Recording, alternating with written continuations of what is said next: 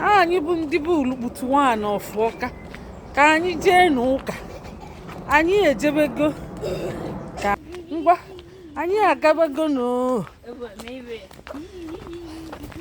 anyị bụ ndị bụ ulukputu nwaanyị ọfụọka anyị bụ ndị ji Igbo akpa nganga elụnụ ndị Igbo aka si Igbo ekene m unu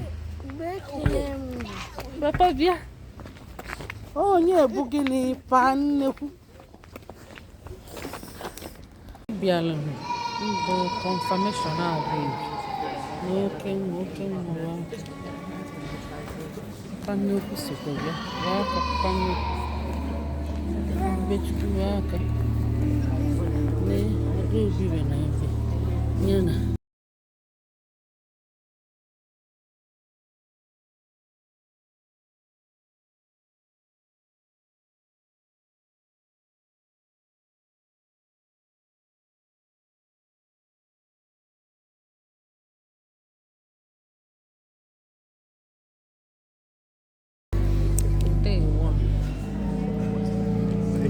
anyị nọ na our mother of soul.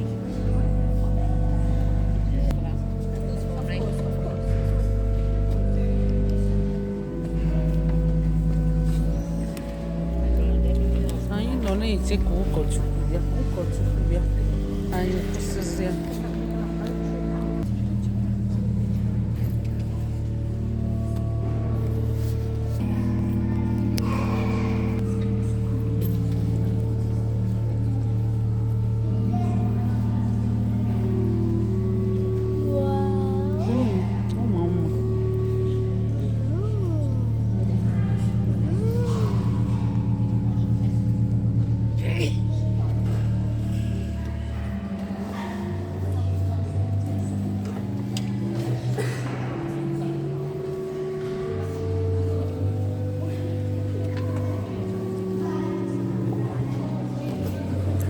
Anyị abịalutesia na-eche ka ụkọchukwu bịa ka ụka wee bido.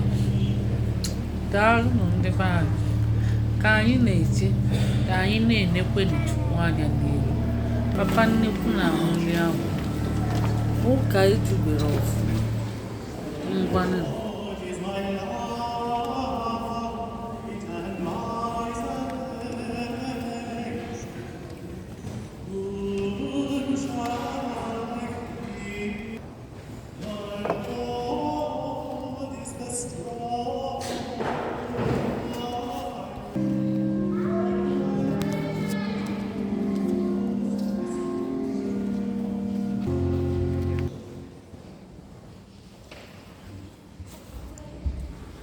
Fa na-eme confirmation kịta ndị niile na-eme confirmation fa kwụcha ọtọ na Adaobi oyi black o so na ndị mee confirmation nke eyi green gacha ọga ya bụ ya na nne mmiri chukwu ya nọ n'uche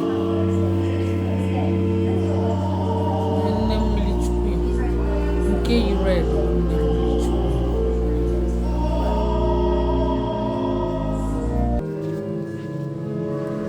olutugo Adaobi na nne mmiri chukwu ejideli aka oyi red pa na-eche ka olutute ọnụpa nke yi green gacha Adaobi aka ọ bụ confirmation ka fa na-aga ime ka anyị na-enekwe Chukwu anya n'ihu ụna ka anyị nọ na-ene Olise anya ka anyị mara nke ọ ga-eweta anyị bụ n'uche na-ehope ọ ya eweta ihe ọma fa agabago na Adaobi na nne mmiri chukwu na Adaobi na fese bulana ụkọchukwu bishọp agwabagofu ka fa kwe nkwa na fa ga-akwụdosi ike n'okwukwe na-agha chalịpụrụ ka anyị na-enekwefe anya ụwa.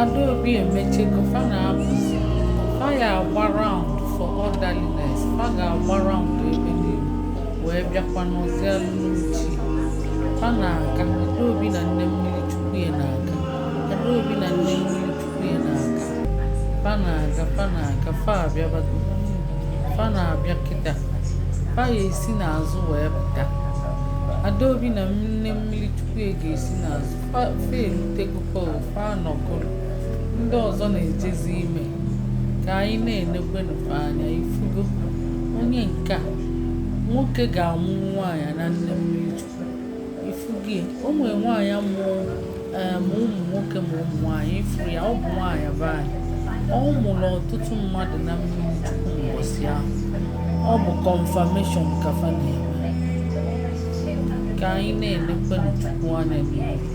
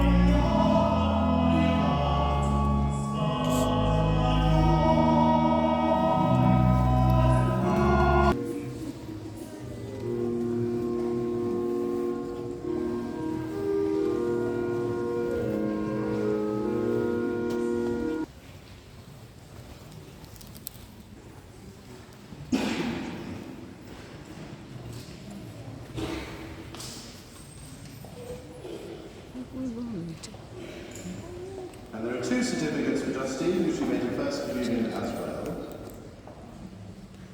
So, Justine, you get 2. And then Rachel.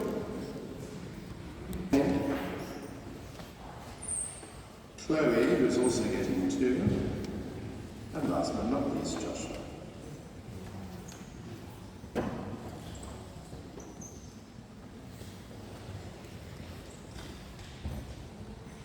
Two for Chloe. Let's congratulate them in the customary way.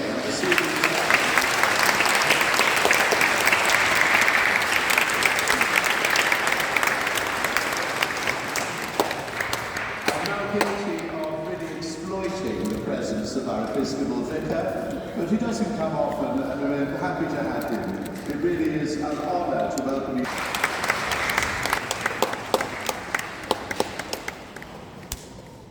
So just a reminder that if you would like to join the altar serving team, please speak to Melvin, who is our excellent MC of the junior servers. I'd like to thank the senior servers as well, Mrs. Palm, and the phrase, to serve him is to reign with him. So all of you who have joined the guild, you now serve Almighty God, and I pray you will reign with him.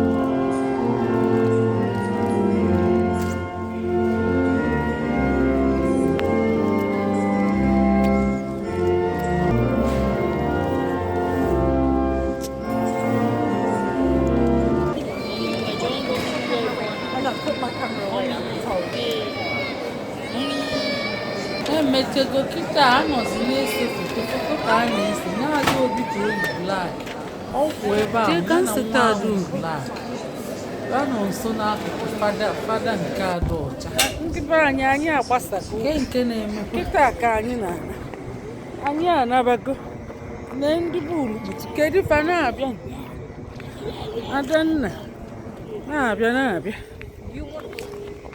anyị agbasago your freedom.